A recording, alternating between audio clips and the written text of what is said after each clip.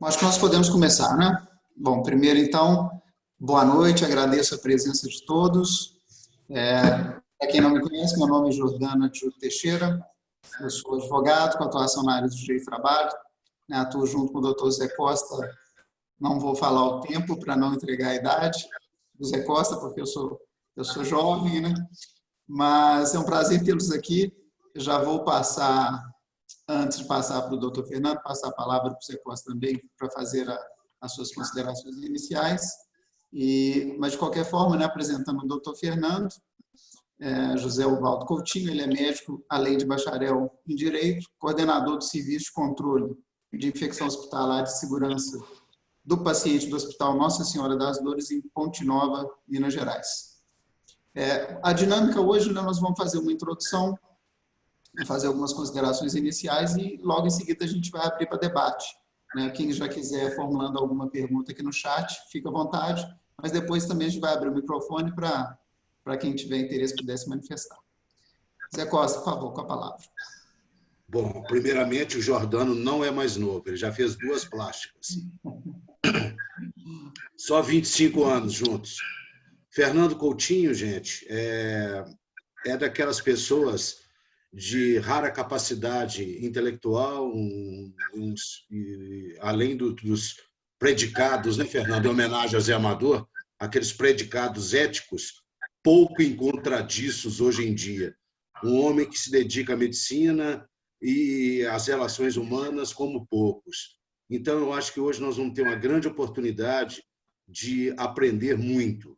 Né? Obrigado a todos pela presença, é uma iniciativa compartilhada pelo nosso escritório e pelas entidades com as quais nós temos vínculos também há muitos anos. Agradecer de início o Sindicato das Empresas de Asseio e Conservação, a Federação Nacional das Empresas de Conservação, o Sindicato das Empresas de Segurança de Minas Gerais, o Sindesp, em particular a Simone, que tem nos apoiado muito, e a nossa FENAVIST, Federação Nacional das Empresas de Segurança, além do Frigorífico São Joaquim e outras diversas entidades que têm sempre nos apoiado.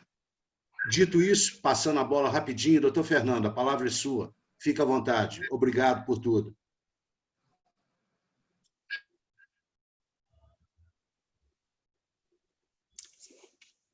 Não sei se a conexão dele ali congelou.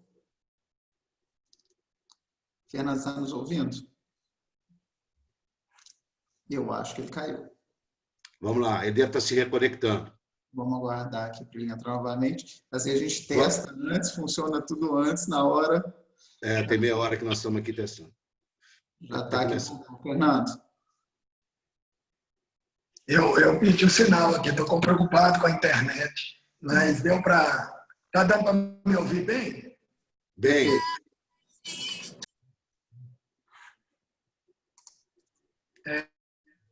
Eu quero dar o meu boa noite a todos, né? E eu tive um problema que a internet perdeu, espero que não tenha problema nesse momento agora, para a gente poder conversar esse período aí. Meu boa noite a todos, muito obrigado pelo convite do Zé Costa, do Jordano. Essas palavras do Zé Costa muito carinhosas, né? E a gente é amigo há muitos anos. E aí eu estou na disponibilidade justamente do pouco que a gente tem de conhecimento, tentar a gente discutir aqui junto e chegar a uma situação que as pessoas possam tirar algumas dúvidas também sobre as dificuldades em relação ao que nós estamos enfrentando. Né? Nesse momento é difícil para o mundo inteiro, né? Um momento muito, muito complicado. Né? E como é que está aí o áudio, Zé Costa? Tá bom? Ok, pode continuar, Fernando, tá ok. Tá bom, né? Obrigado. Então, o coronavírus, esse SARS-CoV-2, que é o nome desse vírus, né? Ele é um vírus do grupo dos coronavírus. Os coronavírus são vírus muito comuns e eles são vírus que atacam mais animais. Então, já tivemos epidemias que mataram milhares de porcos na China, epidemias que mataram bovinos. Ele é um vírus chamado zoonótico. E só em morcegos tem mais de 500 tipos de coronavírus diferentes. Só em morcegos já estudados. Então, é um número enorme de coronavírus, né? E a gente convive com esses vírus pelo mundo. E nós vamos ter que nos preparar para isso. Vírus são seres em quantidade no mundo. Calcula-se que exista entre 1.700.000 a 2 milhões de espécies de vírus diferentes, né? E esse vírus, ele saiu do morcego para o ser humano, ele sofreu uma mutação, se adaptou e contaminou os primeiros seres humanos em Wuhan, na província de Hubei, na China, em dezembro. Calcula-se, talvez um pouco antes, né? Mas dezembro, talvez novembro, e começou a se transmitir. E ele se adaptou muito bem ao ser humano e ele tem uma capacidade de transmissão muito grande, né? Ele transmite em pessoas assintomáticas. Isso é um diferencial desse SARS-CoV-2, porque os coronavírus eles são responsáveis por grande parte dos resfriados que nós temos, os resfriados comuns, resfriados de inverno, só que são coronavírus parentes desse que nós estamos agora, esse SARS-CoV-2, mas que são bem menos agressivos, de transmissão menor, e o índice de transmissão desse vírus é mais alto e, principalmente, transmite em pessoas sem sintomas. Esse diferencial dificulta muito o bloqueio dele. Por quê? O outro SARS-CoV, que era o de 2003, que foi o primeiro com o nome de SARS, ele só transmitia em pessoas com sintomas. Foi fácil controlar, apesar de que ele matava 10 vezes mais do que esse. Depois nós tivemos o MERS, que era outro coronavírus, que foi no Oriente Médio. Ó, vai aparecer aqui, Maria Helena, aqui, ó. Ele faz de conta que eu sei, tá? Daqui a pouco vai aparecer. Matava 15 vezes mais, foi em 2012. Então, nós tivemos já vários episódios de coronavírus, né? Tanto de baixa letalidade, igual de resfriado comum, até esses que são mais conhecidos, né? O SARS-CoV-2, esse vírus, esse coronavírus atual, ele entra para o organismo pelas mucosas da boca, nariz ou, eventualmente, olho. No olho menos, é mais boca ou nariz, essa mucosa que ele entra. E ele se liga a um receptor que tem na célula chamado ECA2. E ele existe em pulmão, em vias aéreas superiores, intestino, rins, coração. Então, ele pode atingir todos esses órgãos. Ele não atinge só o pulmão. Ele pode atingir desde as vias aéreas superiores, pulmão, rim, coração, interior dos vasos sanguíneos. Ele pode atingir também o endotélio. E esse receptor, ele normalmente aumenta com a idade e com as doenças. Com determinadas doenças, aumenta o número dos receptores que recebem o coronavírus nas células. Por exemplo, diabetes, a hipertensão, são doenças que aumentam o número de receptores do chamado ECA2. E em crianças, esse receptor tem mais no intestino, por isso que a criança não pega tão bem esse vírus. Ele não é um vírus que ela tem tanto nas vias aéreas, né? O quadro que se desenvolve no paciente com a Covid-19 é o nome da doença causada pelo SARS-CoV-2. Normalmente ele dá febre, na maioria das pessoas, uma tosse seca, perda, chama anosmia, que é a perda do olfato, a fraqueza, que é a astenia, dá muita dor no corpo. Então, esse é um quadro geral que a pessoa sente. Entre o momento que a pessoa pega o vírus, tem contato com ele, se contamina, e ela começar a desenvolver sintomas, normalmente é de 5 a 7 dias. Média. E ela tem um quadro inicial, muitas vezes mais leve, e depois, quando ela se agrava, ela já se agrava no 8º ou 9º dia, depois dos sintomas. Algumas pessoas têm sintomas muito leves e passam por aquilo sem mais nada. E como eu disse, grande parte das pessoas são assintomáticas, né? Elas transmitem a doença, mas não sentem absolutamente nada. Essa questão de ficar assintomático ao vírus e transmitir é um grande problema para a gente, né? Porque é muito difícil controlar, principalmente jovens que têm essa doença e não sentem absolutamente nada e transmitem nesse período, né? E essa característica de transmissão sem sintomas, ela não é tão comum, é mais rara em outros coronavírus. E isso que foi o principal causador dela se espalhar tanto pelo mundo como ela se espalhou. A doença, ela, apesar dela ser sistêmica, né, como eu falei, atinge vários órgãos, normalmente ela mata a pessoa por falência pulmonar ou cardíaca. Pulmonar por causa de uma pneumonia, com um processo inflamatório grande que tem, e cardíaca também por lesões cardíacas, principalmente em quem tem doenças cardíacas prévias, né? Ela causa uma pneumonia inflamatória, porque é uma doença que nos primeiros dias o vírus se multiplica, depois, ele mesmo não tendo mais multiplicação viral, a pessoa desenvolve um processo agressivo de defesa contra o vírus, uma inflamação grande e uma liberação de substâncias chamadas citoquinas. Então, ela tem uma chamada tempestade de citoquinas, que é esse processo inflamatório intenso no organismo, pode levar à falência cardíaca ou pulmonar, né? E a doença se espalhou a partir da China, como outras doenças que nós tivemos. As últimas epidemias mundiais que nós tivemos, as últimas epidemias, não pandemias. Pandemia, a diferença é o seguinte: a epidemia é quando ela tem localização.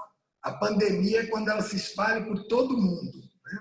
Mas as epidemias, igual a de 2003, que é a SARS, a 2012, a MERS, elas eram epidemias que elas tiveram um controle local, graças a os assintomáticos não transmitir, outros controles não se espalharam, não viraram pandemias.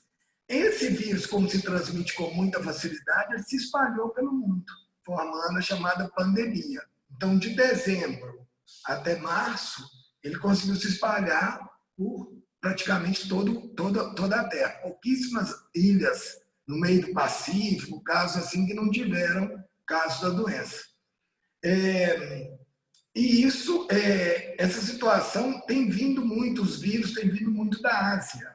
Tem sido muito comum por causa da população muito grande lá. Nós temos 1 bilhão e 300 milhões de habitantes na China, mais 1 bilhão e 400, 500 na Índia. A população muito grande no mesmo local e usando ativamente todos os recursos, invadindo muito a natureza. Com isso, elas estão tirando os vírus da natureza e trazendo para o ser humano. Nós vimos o exemplo do ebola na África também, da AIDS, né, na África, que veio dos macacos.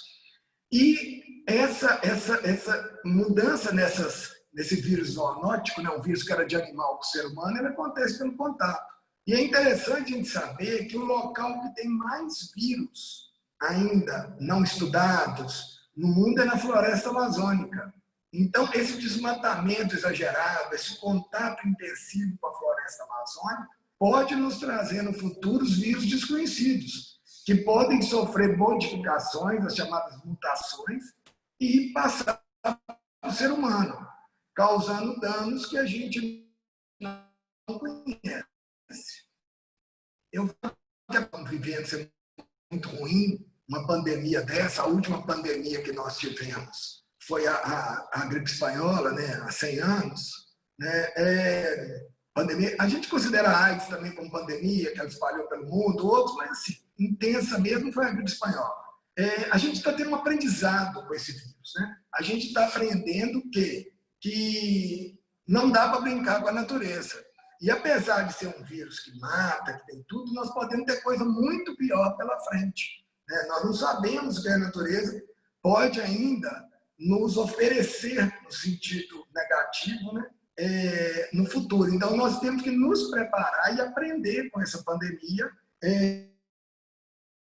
uma série de critérios, né, de saúde pública para a gente poder enfrentar futuramente outros casos de vírus desse tipo ou de outro tipo que podem ainda aparecer. A taxa de contágio do vírus, a gente considera esse fator muito importante, é o chamado RT. Cada pessoa que tem a doença, para quantas pessoas ela passa. Isso é importante porque diz em quantidade de casos. Nós estamos no Brasil atualmente com um RT de 1,31. Quer dizer, cada pessoa que tem a doença passa para outro e mais um terço. Portanto, né, cada 3 pessoas, né, contaminam 4 pessoas. Então, está tendo um aumento e aí vai aumentando o número de casos. Né? Como ele é um vírus de alta transmissão, nós já tivemos país aí com RT de 3,5, altíssimo, né? Mas nós só vamos conter o vírus quando o RT cai de 1. Cada pessoa que pegar a doença não transmitir nem para 1. Né? Aí que nós vamos começar a doença cair. Então, o que é o controle que a gente tem que ver? Qual que é o número, qual que é o chamado RT? Quantas pessoas estão pegando cada positivo número que nós vamos baixar? Por isso que a gente faz esse isolamento social, que a gente vai discutir depois. Né? As pessoas que querem acompanhar a situação da doença no Brasil, seria bom acompanhar não pelo número de mortes, aqueles números que aparecem, porque aqueles números assustam muito, né, na hora que a gente vê. O importante é ver o número de novos casos. Eles não são muito divulgados todo dia, mas é fácil na internet encontrar. Quantos casos novos estão aparecendo no Brasil a cada dia? Porque na hora que o número de casos novos for diminuindo, quer dizer que a doença, alguns dias na frente, não vai ter nem internação, nem morte. Porque entre a pessoa pegar a doença e morrer, leva um tempo. É uma doença que leva alguns dias para agravar, outros dias de CTI, até a morte. Então, o número de mortes pode refletir um passado que já não existe mais. Então, o importante é ver o número de novos casos. Quem tiver curiosidade, o site do Ministério da Saúde é covid.saude.gov.br. Ele tem todos os dados diários, atualizados todas as noites. E, por exemplo, ontem nós tivemos 16 mil casos novos, né? De anteontem para ontem. Uma semana atrás tivemos 17 mil. A gente pega o mesmo dia da semana, porque final de semana tem menos notificação e tal. Então é bom comparar terça com a terça, quarta com a quarta. E isso é um número bom. Quer dizer, não só não aumentou o número de casos novos, como até diminuiu. Né? O dia que nós tivemos mais casos novos foi no dia 22. Nós tivemos 20 mil casos novos no Brasil. Vamos ver se nós vamos não ter de novo 20 mil casos novos. Seria o ideal. Porque a impressão que eu tenho é que o Amazonas, o Pará, o Ceará, Pernambuco, Rio de Janeiro e São Paulo, que foram os estados até agora mais atingidos, que eles já estão entrando na fase do chamado platô. O que acontece? Os casos vão aumentando, vai se transmitindo, chega um ponto que a doença consegue um certo controle e depois ela cai. Aí tem essa discussão. Por que a doença tem essa curva? Ela sobe e cai. Todas as epidemias têm essa curva que normalmente levam de 4 a 5 meses em cada local. É o período que o vírus se espalha, atinge um determinado número de pessoas e depois ele cai em sua transmissão e diminui o número de doentes. Essa curva pode ser mais curta ou mais longa, dependendo do RT, né, do número de transmissões que você tem por dia, do índice, quantas pessoas pegam a doença por dia. Quando a gente tentou fazer o isolamento, as pessoas ficarem mais em casa, para tentar diminuir o RT. Cada pessoa transmite para menos gente a cada dia. Essa a ideia. Mas você fala assim, mas nós não temos ainda uma porcentagem tão grande de pessoas que tiveram para a doença sumir, ou pelo menos diminuir de casos. Nós vimos isso na China, vimos nos dias cai. É porque tem fatores, além do fator apenas resultado de exame, o número exato de doentes. Tem fatores que nós não conseguimos quantificar. Por exemplo, a chamada imunidade cruzada. Quantas pessoas são naturalmente resistentes a essa doença? Que por motivos ou genéticos dela, ou pelo contato anterior com outros coronavírus, ou outra característica qualquer, ela cria defesas de forma que ela não pegará a doença, nem terá o vírus circulando no seu organismo. Ela não será nem um caso assintomático. Se você fizer um exame dela, não vai diagnosticar anticorpos para aquele vírus, mas ela teve contato, ela bloqueia a doença. Certamente existe um número de pessoas que têm essa resistência. Em qualquer doença viral, a gente tem isso, né? Se você tiver um surto de conjuntivite, você vai ter um número de pessoas que são naturalmente resistentes àquele vírus. A revista Cell, uma revista francesa, soltou um trabalho que ela está fazendo ainda, um primeiro trabalho sobre isso, mas que ela fez uma avaliação, que ela conseguiu ver que determinado grupo de pessoas não realmente pega a doença. E ela soltou um número que a gente até, tomara que seja, que entre 40% e 60% da população seria naturalmente resistente ao SARS-CoV-2.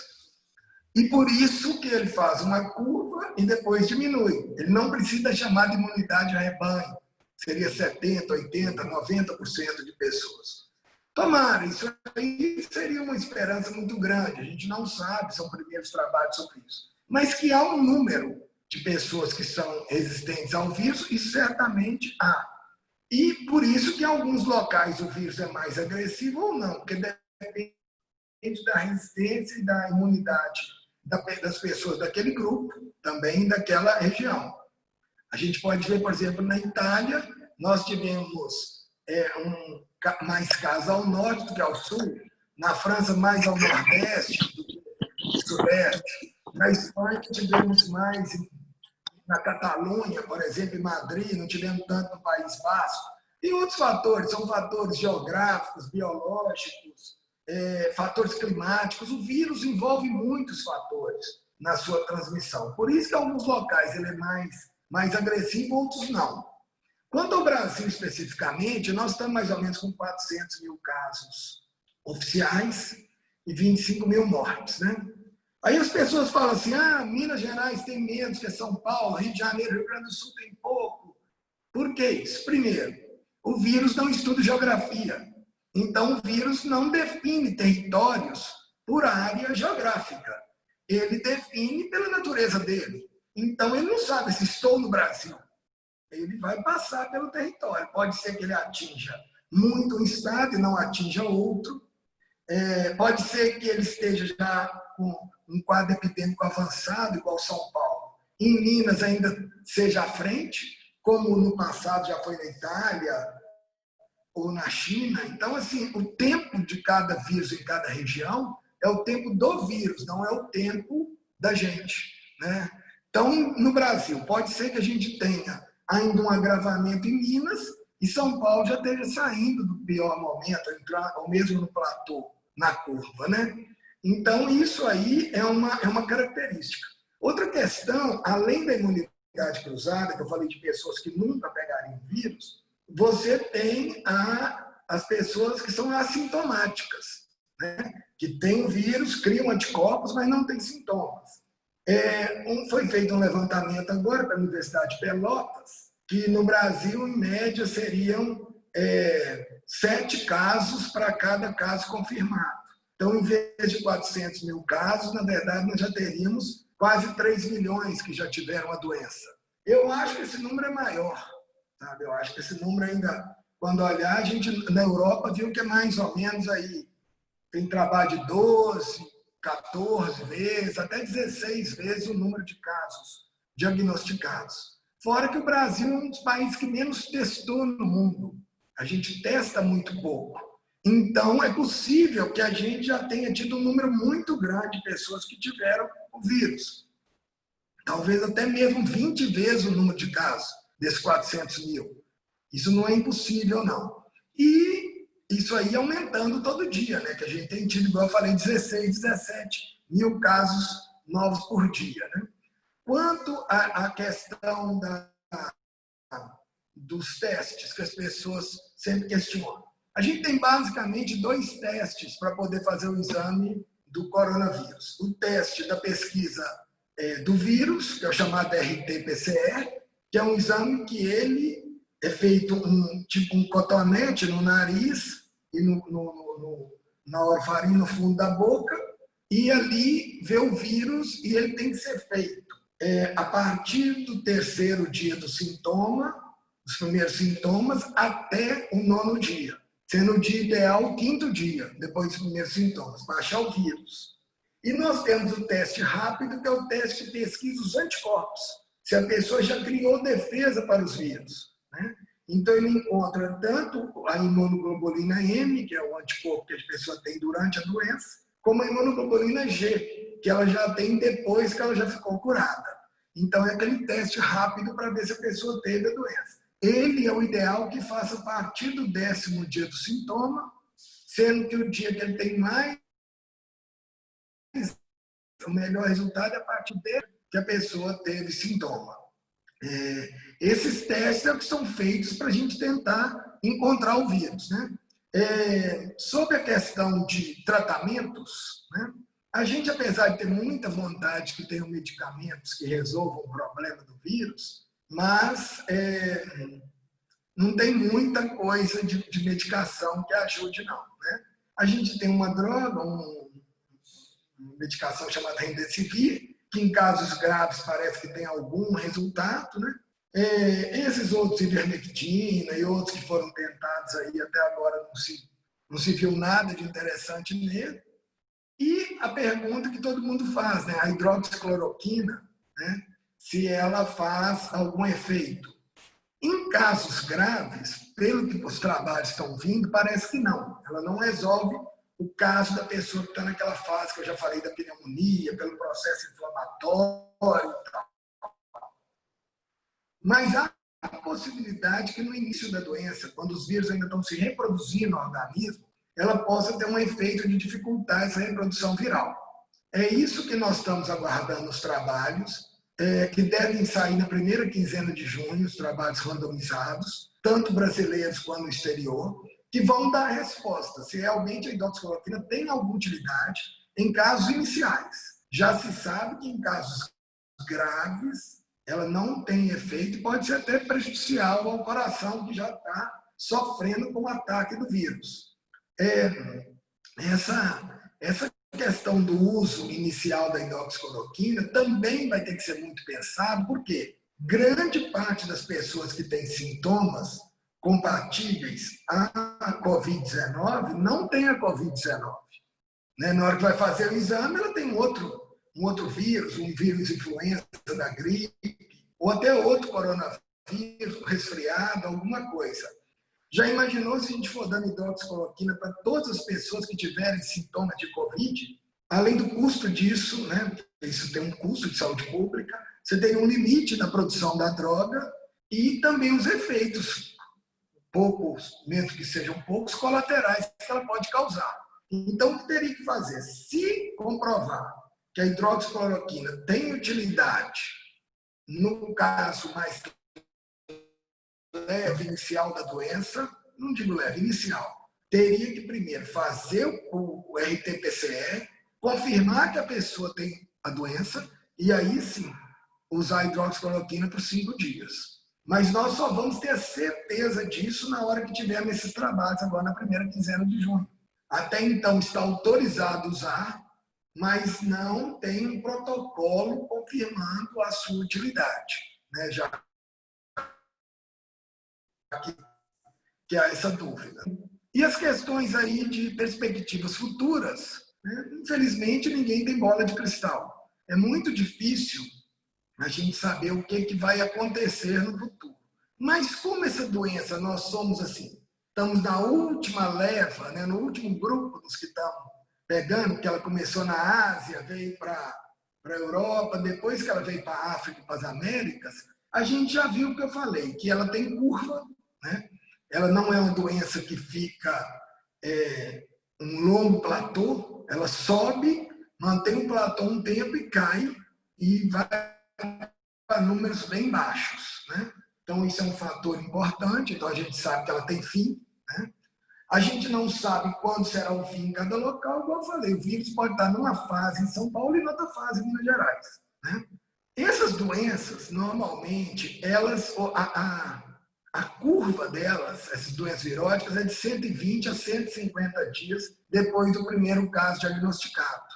Então, por exemplo, São Paulo, que teve o primeiro caso diagnosticado no final de fevereiro, teria, teoricamente, 4 a 5 meses. Seria março, abril, maio, junho e julho. Então, o que normal seria que ao final de junho ou ao final de julho, ele já estivesse na fase baixa da curva, já tiver descido a curva. Isso é o normal, é o que a gente espera, é o que acontece na maioria dos casos. Já que a gente não conhece muita doença, a gente tenta seguir o que a gente conhece de doenças, de epidemiologia, de outros casos. E a gente sabe que os outros casos têm essa curva. E nós vimos essa experiência na China e na Europa. Então, a gente teria que ter uma ideia de 120 a 150 dias após o início da doença. As duas últimas coisas, a questão do isolamento social e das proteções de cada um. O isolamento social, ele é de qualquer doença que você tenha alta transmissão, é evitar o outro ser humano. Porque o outro ser humano é que tem o vírus. Se eu me distancio, eu não vou pegar o vírus, né? Porque eu não tendo contato, não tem vírus. Então, quanto mais a pessoa se mantiver isolada, menos ela vai pegar o vírus. Essa é a base da ideia do afastamento e do isolamento social. Isso é uma característica. A questão econômica por trás disso, ela tem que andar junto. Porque realmente a gente não pode separar economia e epidemiologia e doenças, né? Porque o dinheiro é necessário para fazer saúde, né? A saúde não é só nesse momento a Covid-19, as pessoas têm outras doenças em andamento. Então a gente tem que enxergar como um todo. E é necessário que os dirigentes pensem nisso. Eles não pensem só no foco, eles vejam todo. Entendam que tem que ter uma estratégia que englobe tanto os riscos da doença quanto as condições para a gente manter um nível de saúde como um todo adequado, né? A questão da biossegurança, dos EPIs, agora está muito máscara, né? Com proteção. O que a gente pode fazer para se proteger da doença, já que não há um tratamento, né? Por enquanto. Não sei se terá, nós estamos pensando em uma vacina no futuro. É evitar o contato com boca, nariz e com olho. A doença, ela pega gotículas, alguém espera da mão que encostou em algum local que tem gotículas, na mucosa. Ela se pega só dessas duas formas. Se eu lavo minhas mãos sempre, de forma que eu não coloco a mão em olho, nariz e boca, e eu me protejo, né, em termos de colocar uma proteção facial, que é a máscara, de forma que não venha direto a minha boca ao meu nariz, a situação fica mais tranquila, né? Então, a ideia é usar a máscara não só para proteger da gotícula, do espirro, de uma tosse, mas também para que você evite colocar a mão na boca ou no nariz. Que a máscara ela é automaticamente um protetor, de forma que você evita colocar e, com isso, não pegar a doença, né? E a última coisa, quanto à vacina, tem mais de 100 vacinas em andamento pelo mundo, em pesquisa, algumas mais adiantadas, outras menos, mas eu acho muito difícil que a gente tenha vacina antes do primeiro semestre do ano que vem. Porque mesmo que ela já tenha passado todas as etapas, ela precisa ser produzida e distribuída. Isso leva tempo. Então, eu acredito que, na melhor das hipóteses, vacina no primeiro semestre do ano que vem, né? E eu queria deixar aberta a pergunta, agradecer a Zé Costa, a Jordano convite, né, para falar aqui, e essa rápida explanação aqui só sobre uma ideia geral, e deixar aberta a discussão, entendeu? Para quem quiser fazer algum comentário ou alguma dúvida que eu possa esclarecer, né, eu estou aqui à disposição. Fernando, eu tenho aqui, obrigado, eu tenho uma única intervenção a fazer e que eu não poderia deixar como advogado do Sindicato dos Médicos, né? Será que nós vamos, dessa tempestade toda, pelo menos tomar uma lição de valorizar o SUS e os profissionais que estão na ponta? Será que nós vamos aprender essa lição? O que você tem percebido? Eu acho que nós demonstramos a importância do SUS, porque está nos dando segurança e conforto nesse momento, né? Porque as pessoas têm que ver que tem uma estrutura de saúde que é delas. Os americanos sofreram muito com isso, porque nos Estados Unidos a saúde é toda paga. Muitas pessoas não tiveram acesso ao sistema de saúde por não ter dinheiro para pagar, né? Na Europa aconteceu em alguns países problemas parecidos, né? E o nosso sistema único de saúde, ele precisa de mais investimento, mais valorização. Então isso é importante, acreditar no SUS e ver que saúde para tudo, para o mundo, né? E saúde é o nosso bem mais precioso depois da vida, né? Então, eu acho que isso é um fator importante. A questão da valorização dos profissionais, eu acho que também tem que se enxergar, porque eu acho que foi palmas de mais e resultado de menos.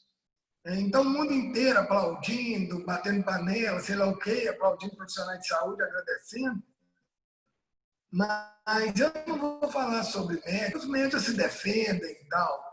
Mas eu fico muito preocupado com os enfermeiros, os técnicos de enfermagem, sabe, os fisioterapeutas, o pessoal da limpeza dos hospitais, o pessoal que trabalha no serviço de manutenção e de limpeza, é direto ao paciente ali, é o que limpa tudo ali, onde é que está o paciente com coronavírus, né? E essas pessoas são muito mal remuneradas, são esquecidas, colocam a vida em risco todo dia. E a sociedade não dá o valor que elas merecem, sabe? Eu acho que a equipe de enfermagem, a equipe de limpeza, as equipes do hospital, não só médicos, eu acho que os outros têm que rever a valorização desses profissionais. Na hora H, a gente fica na mão deles. E eles são carinhosos, são dedicados, arriscam a vida ali, sabe? E ninguém lembra dos profissionais de limpeza do hospital, sabe? Dos fisioterapeutas que manobram os respiradores. Não adianta nada você comprar mais 10 mil respiradores. Quem vai manobrar aquilo? Os técnicos de enfermagem que dão banho no paciente, que cuidam, estão ali direto, aguentam, e são muito mal valorizados, né? Então, isso é uma coisa que teria que ficar de lição. Repensar o respeito e a valorização dos profissionais de saúde, que são muito esquecidos. Fernando, você me permite, primeiro, obrigado pela aula, super instrutiva. Nesse aspecto, para os profissionais de vigilância, né, já que a gente fala aqui pelo sindicato também das empresas de conservação, na outra live que nós fizemos 2 semanas atrás, a gente falou muito dos protocolos de saúde e segurança do trabalho. Qual a orientação que você daria para que os empregadores, principalmente, né, quais as recomendações para que eles protejam os seus trabalhadores? Esse faxineiro que está lá fazendo a limpeza hospitalar, mas não só do hospital, né? Hoje em dia, esse protocolo de segurança vai ter que se estender para uma realidade geral. O que você poderia falar para a gente sobre isso? As proteções, primeiro, você tem acesso fácil à limpeza das mãos, né? Eu acho que todo comércio, todo local vai ter que ter uma pia, água e sabão líquido disponível, porque as pessoas vão aprender que saúde se faz lavando as mãos.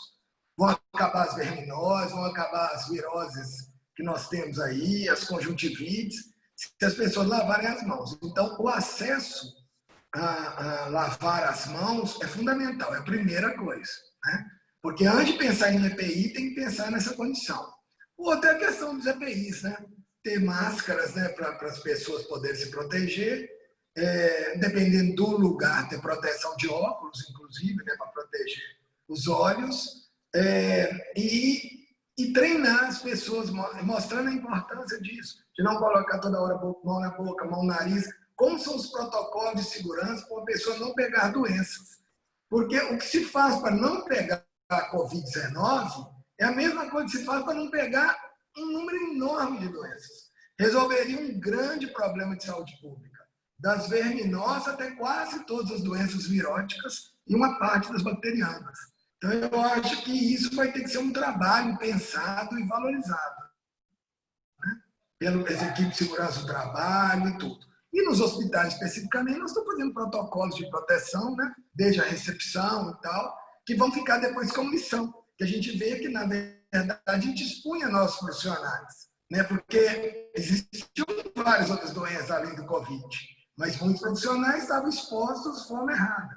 Hoje, com a Covid, nós vimos que, por causa dela, nós temos que proteger também de outras e cuidar melhor do valor maior que tem na economia, que é o ser humano, que é o trabalho humano. Né? Perfeitamente. Já temos aqui algumas perguntas, já temos manifestações no chat. Primeiro, os microfones já podem ser abertos, mas deixa eu começar pelo chat aqui, e a gente também teve algumas consultas aqui que chegaram antes por e-mail. Mas, bom, o primeiro que manifestou aqui foi o Eduardo Carvalho, que eu já agradeço a participação. Ele faz o seguinte questionamento. A situação em Minas Gerais é bem mais tranquila que em outros estados, como Rio e São Paulo, por exemplo. Isso se deve ao isolamento, mas em outros estados isso também foi feito. O que explica esse sucesso em algumas regiões e outras não? A Ana Cláudia também já foi nesse sentido também. Agradeço a participação, que ela fala que em Minas está com um número baixo, devido a muitos casos que estão sendo subnotificados. Essa é uma questão interessante, né? Nós, de fato, estamos tendo poucos casos ou existe uma grande subnotificação?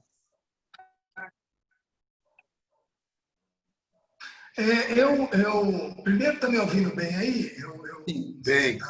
Perfeito, pode continuar. Tá bom, né? Sim, a questão é o seguinte, sim, Minas testou pouco, é verdade. Minas testou pouco, nós tínhamos que testar mais, porque o importante para testar é você controlar a transmissão, o RT que eu falei.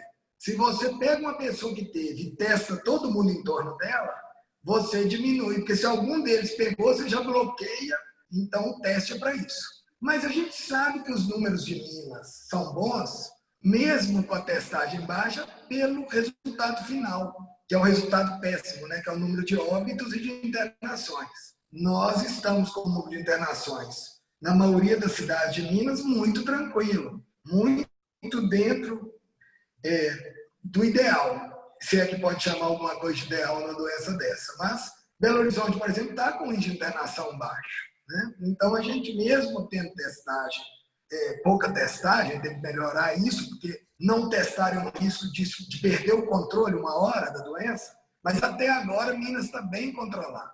As causas disso, é difícil prever. Eu já falei, a biologia do vírus, o vírus não conhece geografia. Ele pode achar que Minas não é um local bom para ele, por características genéticas da nossa população, características de outras doenças que já circularam por aqui, criaram imunidade cruzada, por características topográficas, naturais, biológicas, N fatores.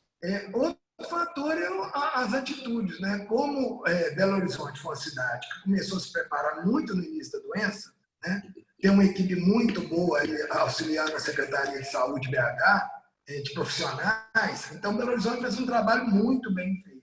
E isso, por Belo Horizonte conter a doença, acaba grande parte do estado ter sido contido.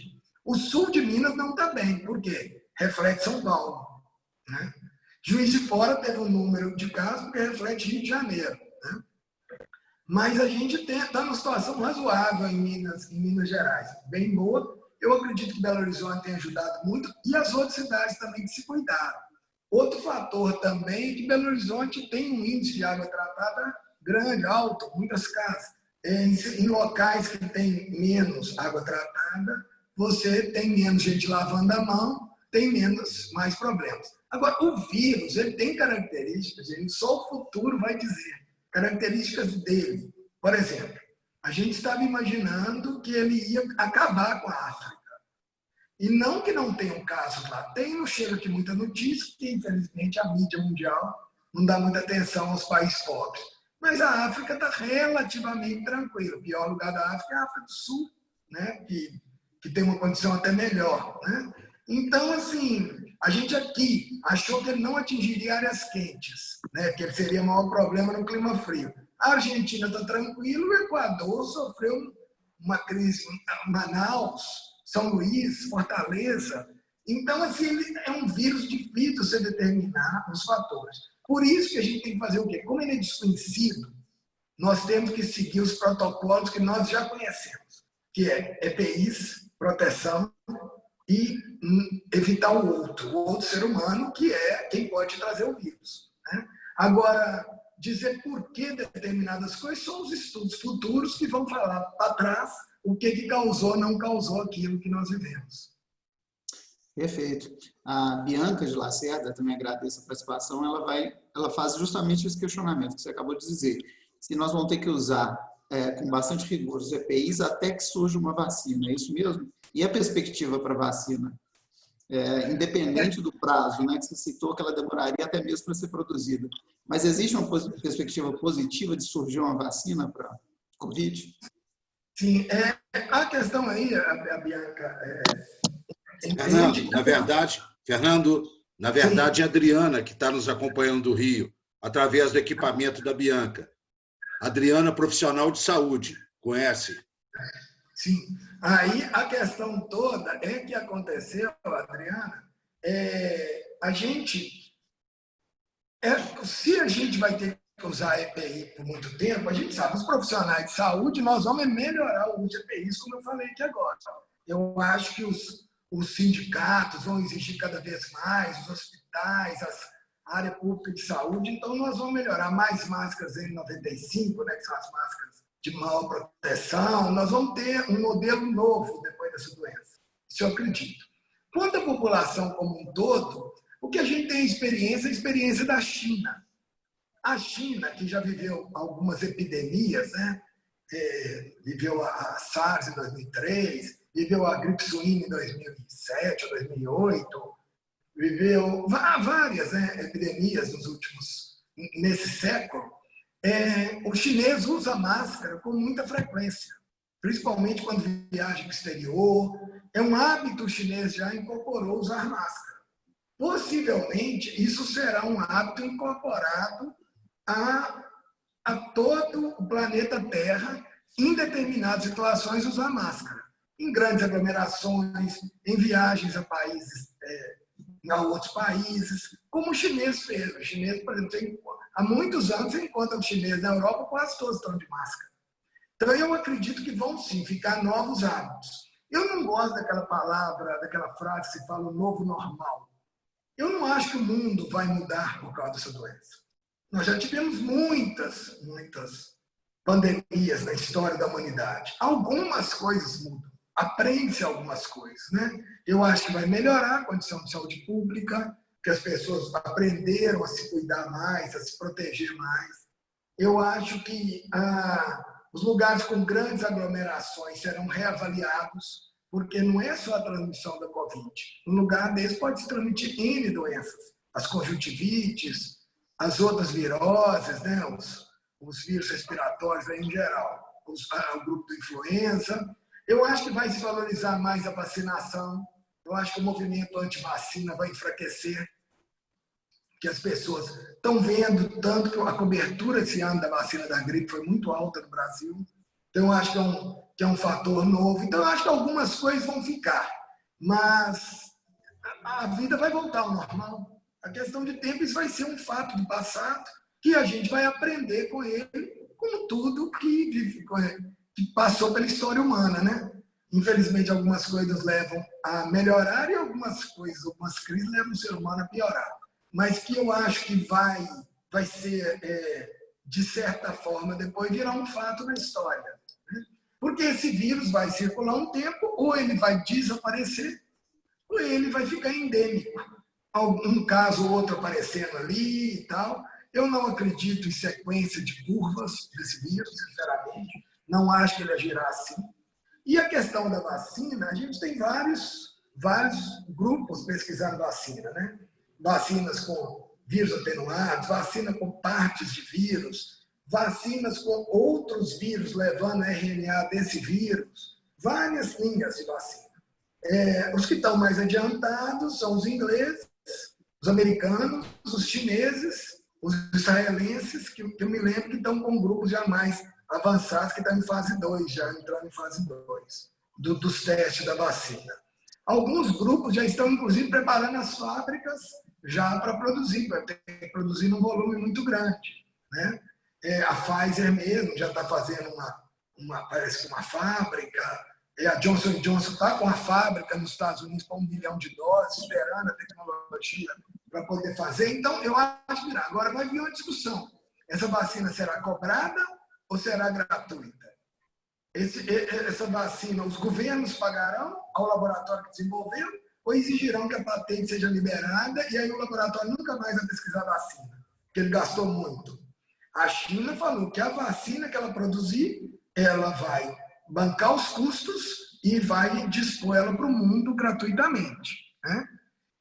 Outros países não sabem. O Brasil está num processo de pesquisa, numa linha de vacina muito interessante, inclusive da UFMG, junto, acho que com, se eu não me engano, Manguinho, se eu não me engano, a Fiocruz.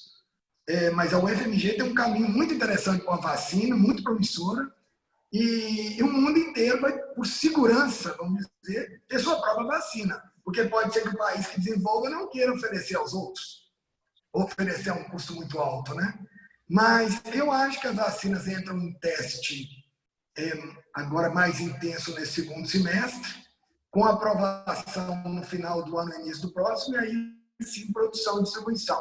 Só que a vacina, para ela ter rápido o resultado dos testes, depende da doença estar circulando em grande quantidade.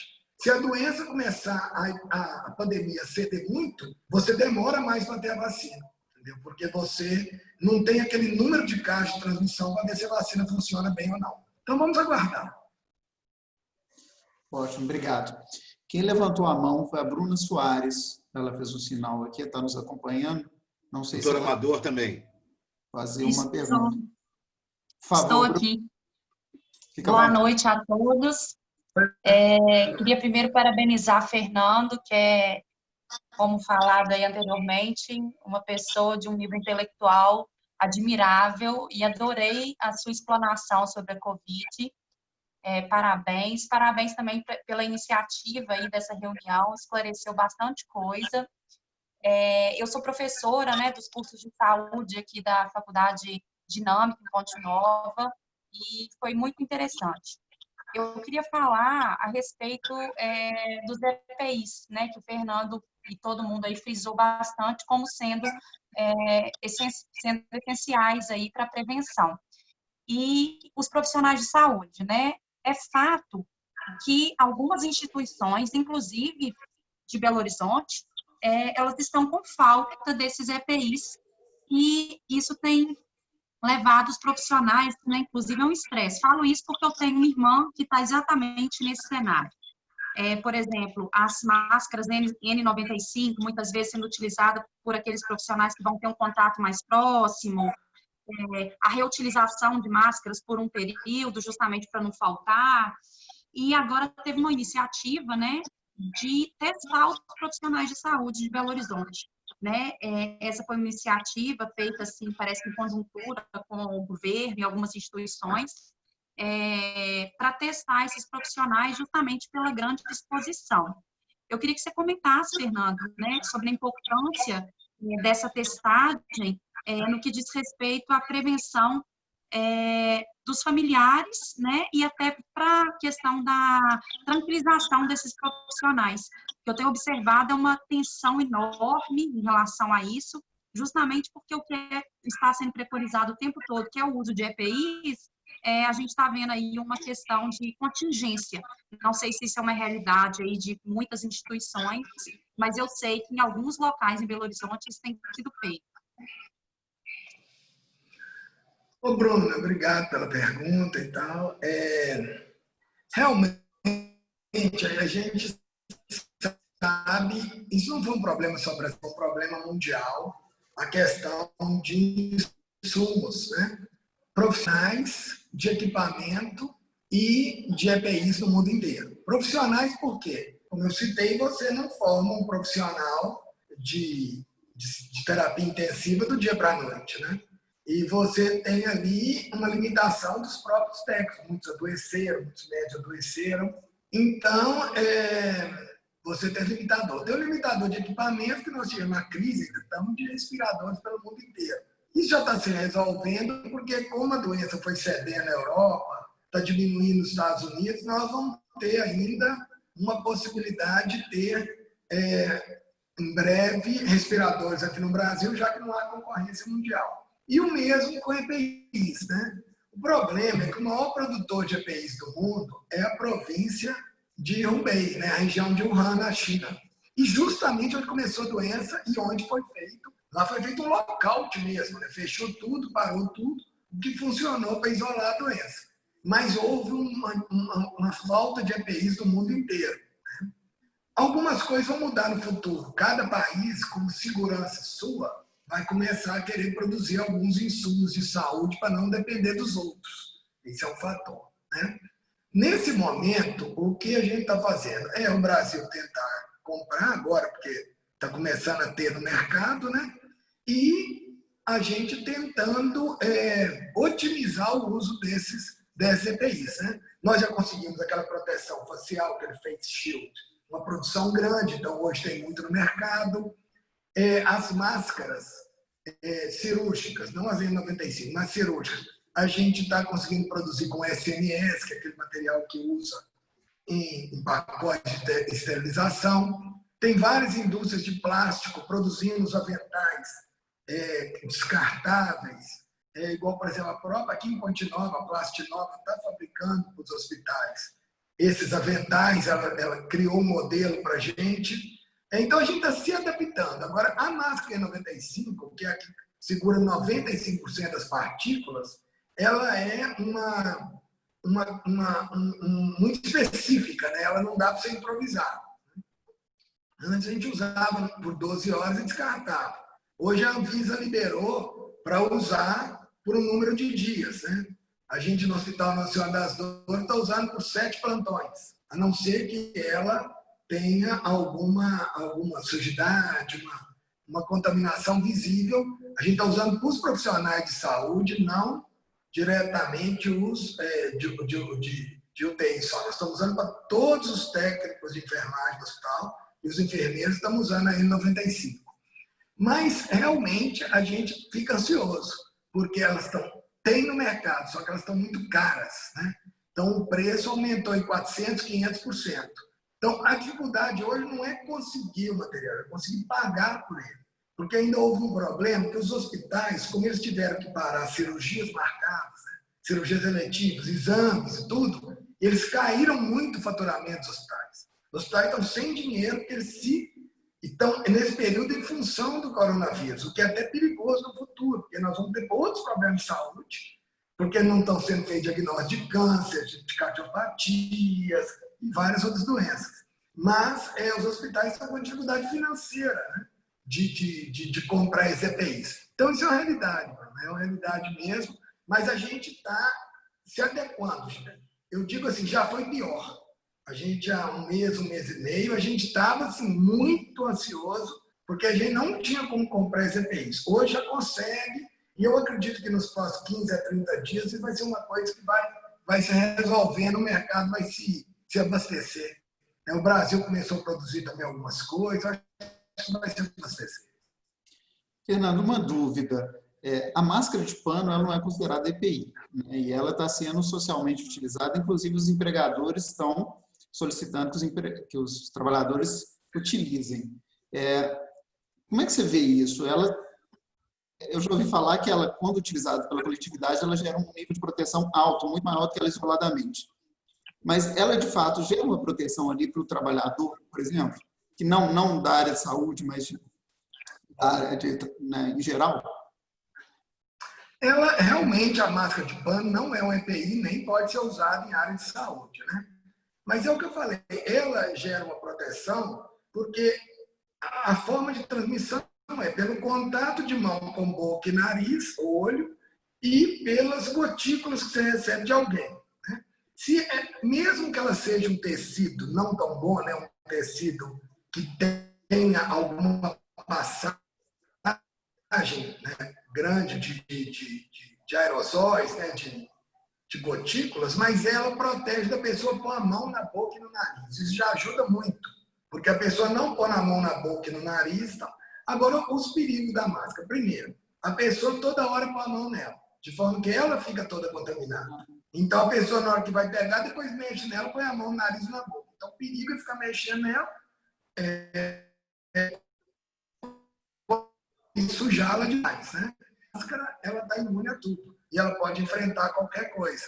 Isso aumenta o risco, né? A maioria das pessoas que se afoga é quem sabe nadar. Então, a pessoa acha, estou de máscara, estou protegido. Uma N95 é que dá uma proteção de quase 100%.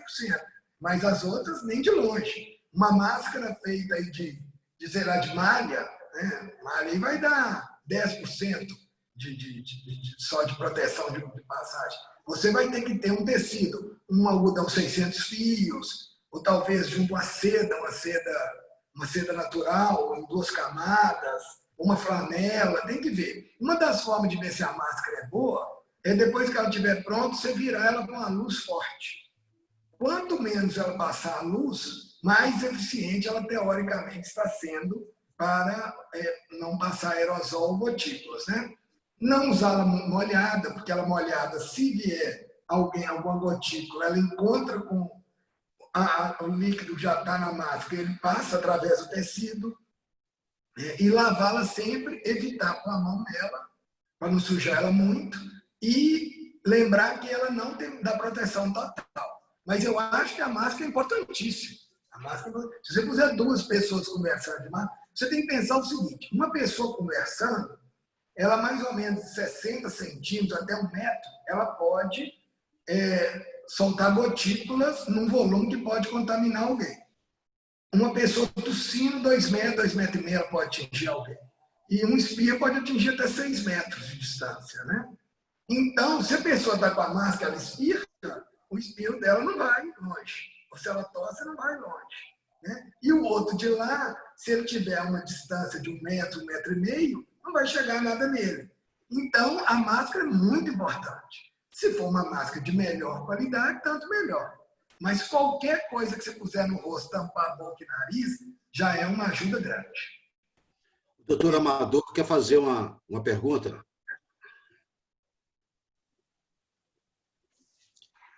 Deixa eu ver que o áudio não está saindo. Deixa eu liberar o seu áudio aqui. Acho que ele está fechado. Deixa eu verificar aqui. Tenta falar. O símbolo aqui está como se tivesse desligado o seu áudio. Não está saindo o áudio. O símbolo está como se tivesse desligado. Vê se o senhor consegue. Eu estou tentando liberar aqui. Mas... E agora? Ótimo. Veio o áudio? Sim, pode falar, estamos ouvindo. Veio o áudio? Perfeito. Pode falar. Tá ok? Pode falar? Tá ótimo. Obrigado. Ele estava marcado aqui. Bom, eu queria fazer uma pergunta ao Fernando. É a seguinte: qual a consequência do uso da cloroquina para uma pessoa que tenha diagnóstico de fibrilação atrial e é uma cardiopatia? E sobre o uso de anticoagulantes, que estão sendo feitas experiências nesse sentido, o uso de anticoagulantes, que ajuda a descongestionar os alvéolos pulmonares.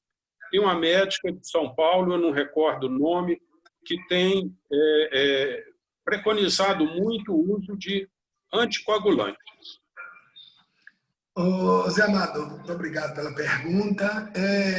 Sim, as 2 coisas. Primeiro, a questão da hidroxicloroquina, ela não deve ser usada em pacientes com risco de arritmia, Então, para usar a hidroxicloroquina no paciente, o correto era fazer um eletrocardiograma antes do uso. Dependendo do eletro, ele não poderia usar. E mesmo que ele seja um eletro que tem uma alteração que permita o uso, ele teria que controlar diariamente com novos eletros para ver se não há uma alteração importante na curva eletrocardiográfica que dê risco dele ter uma morte súbita, né? Então, casos de cardiopatas normalmente não vão usar a hidroxicloroquina, porque o risco é muito aumentado. A questão dos anticoagulantes hoje já está virando meio que um consenso. Os trabalhos já estão melhorando nesse sentido do uso de anticoagulação, como também está aumentando de uso de corticoides e tal, no tratamento da COVID quando ela se agrava. Porque, como eu falei, os receptores ECA2, eles existem na parede interna dos vasos sanguíneos, chamado endotélio. E há uma inflamação generalizada no organismo por esse vírus. E ele causa obstruções capilares no interior do pulmão, nos alvéolos, de forma que a pessoa tenha dificuldade de circulação do sangue pelos alvéolos. Tanto que essa doença tem uma característica interessante. A pessoa está com oxigenação muito ruim, saturando muito mal, e ela não sente tanta falta de ar correspondendo a isso. Por quê? Porque mecanicamente o pulmão não está edemaciado, não está cheio de líquido igual outras pneumonias. A pessoa ela vai, como diz, caindo a oxigenação dela, ela vai caminhando para a morte sem ter aquele desconforto enorme da falta de oxigênio. O que é até um paradoxo, mas a doença tem essa característica. E o uso da anticoagulação, ela está sendo muito trabalhada para tentar diminuir essa formação desses microobstruções no pulmão, de forma que não atrapalhe a troca gasosa. Mas é aquilo, tudo está sendo muito estudado, sabe? É um caminho. E muitas coisas elas estão na forma de tentativa e erro. Assim. Algumas coisas espera-se as pesquisas, algumas coisas tem que ir tentando, porque a doença está aí, né? E não dá para esperar o resultado de todas as pesquisas.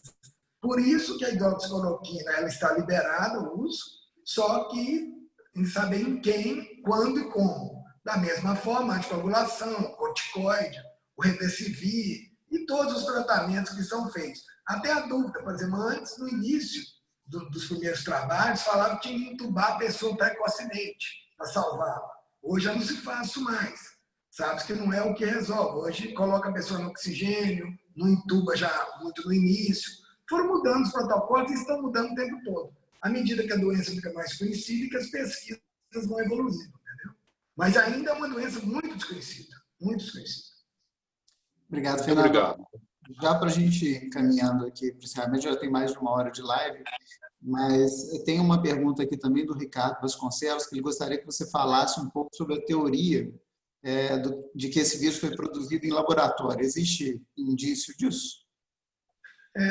Ricardo, hoje já se sabe que isso aí era apenas coisa dos americanos, que o Trump tinha que achar um culpado para esse vírus, porque ele estava com a eleição quase que ganha.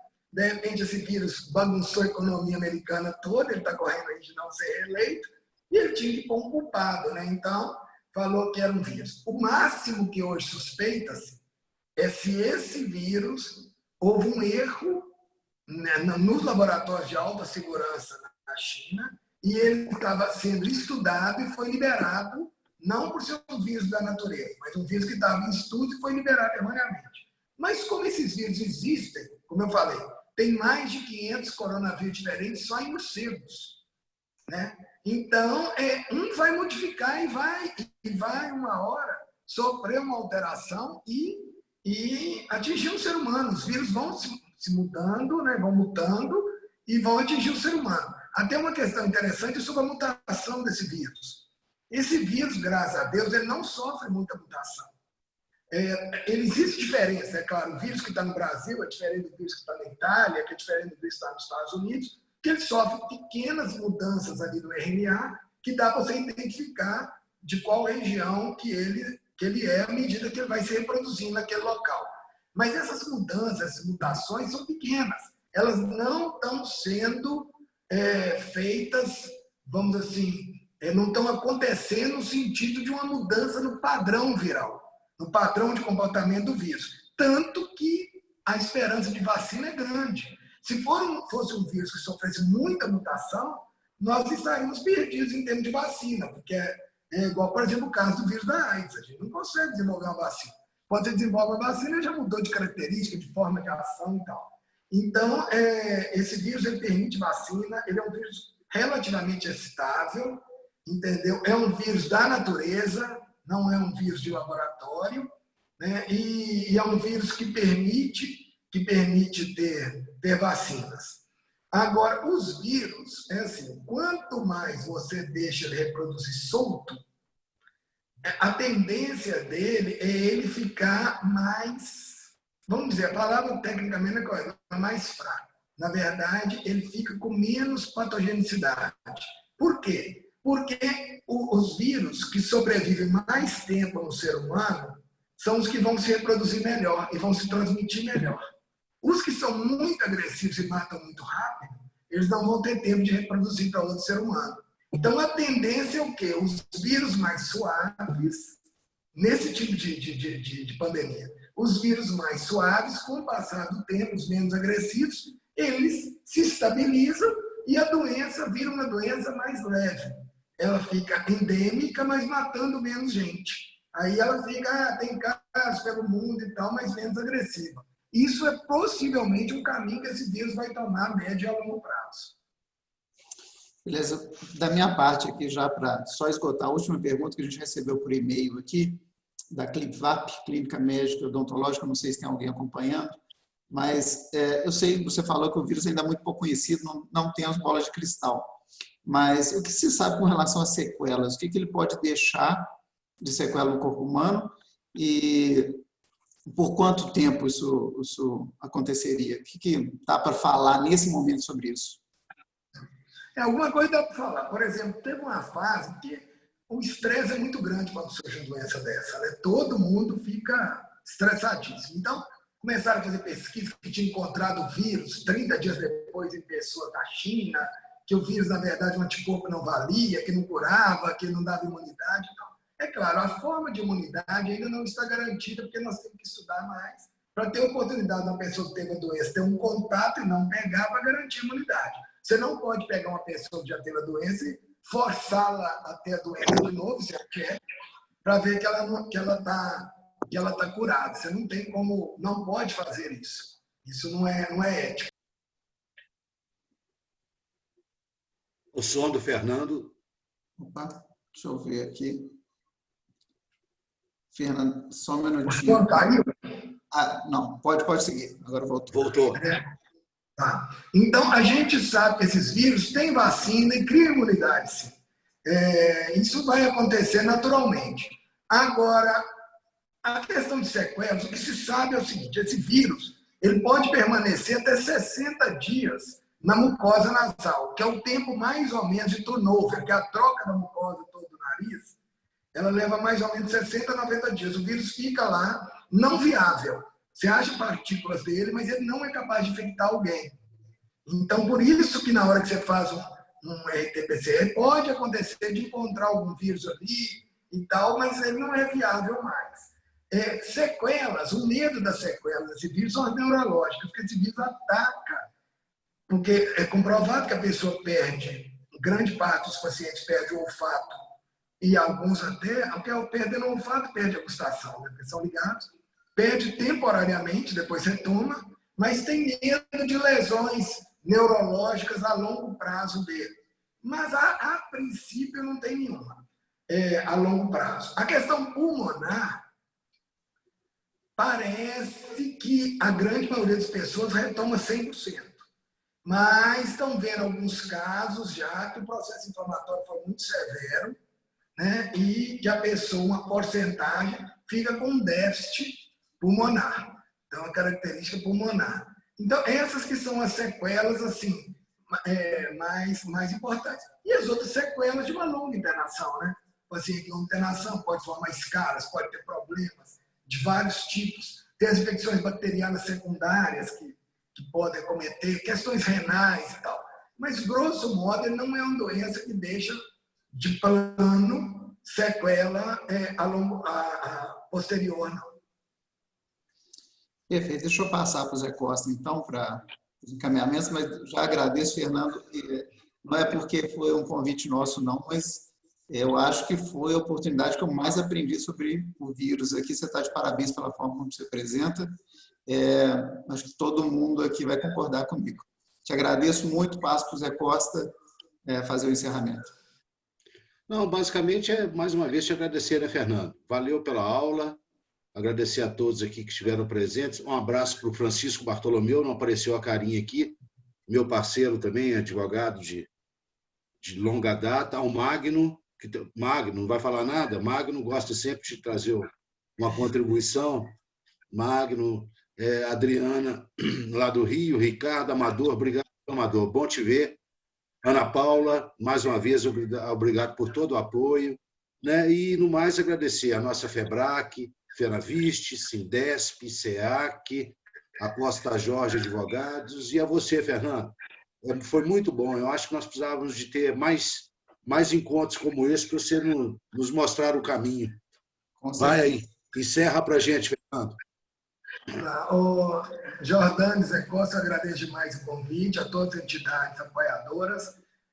Não é fácil, né, a gente falar um tema tão vasto, porque nós falamos aqui de características, desde o tipo de vírus, epidemiologia, tratamento e tal, em 1 hora e pouco. Então, eu peço desculpa se alguma coisa saiu truncada, alguma informação saiu aí que não ficou bem clara, mas é porque é muita coisa para se falar em muito pouco tempo, né? Mas eu espero a gente dar as horas, nós profissionais de saúde estamos estudando muito, todo mundo tentando correr atrás das melhores ideias, das melhores soluções, para tentar ver se isso passa rápido e que a gente, como vocês falaram, que a gente aprenda com isso e tenha um SUS melhor, tenha uma visão melhor de saúde pública, e que a gente, no futuro, desse aprendizado, tenha menos outras doenças, porque nós vamos nos cuidar mais e, com isso, vamos ter uma sociedade mais saudável. Eu agradeço muito a todos que tiveram a paciência de me ouvir. Muito obrigado, gente. Boa noite a todos aí. Até a próxima. Provavelmente, daqui a 2 semanas, a gente deve ter mais uma reunião e a gente faz a divulgação daí para frente. Obrigado. Obrigado. Valeu.